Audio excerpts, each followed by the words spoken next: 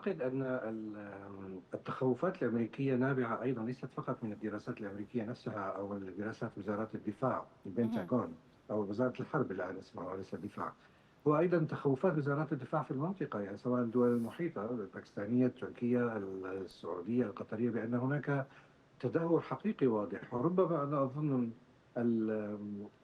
الإصابة المباشرة التي حصلت ربما في الأردن جعلت القوات الأمريكية تدرس الخيارات بشكل أكثر دقة دون تهور حقيقي في الأمر.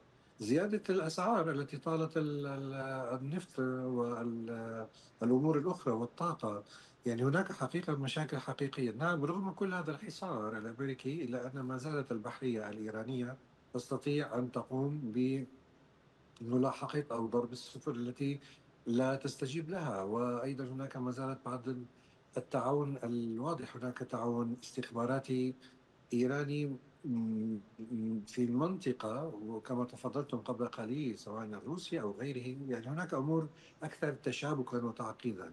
أنا أعتقد أن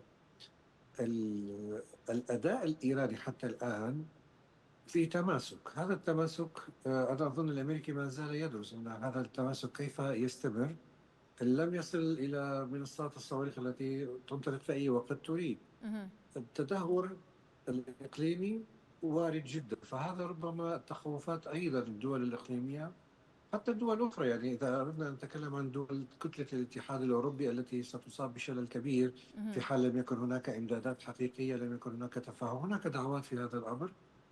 هذا أنا أظن جعل الولايات المتحدة الأمريكية تتراجع في قراءتها، لكن يجب أن نضع احتمالا ثانيا. هذا التراجع ليس يعني ربما التخوف، ربما هناك استعدادات لأمور يعني كما يقال معاكسة، يعني تظهر لك شيئا اهم. وتفعل شيئا آخر.